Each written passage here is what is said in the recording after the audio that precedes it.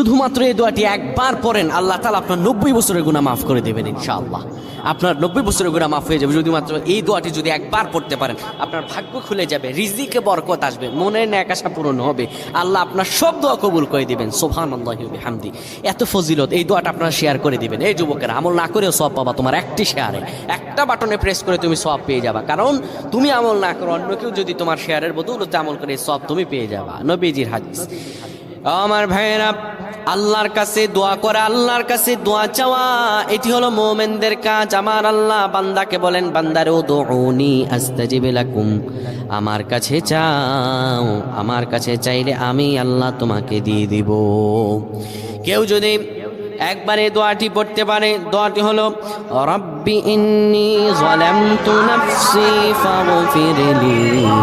কেউ যদি এই দোয়াটা একবার পড়তে পারে, আমার আল্লাহ তাআলা তার 90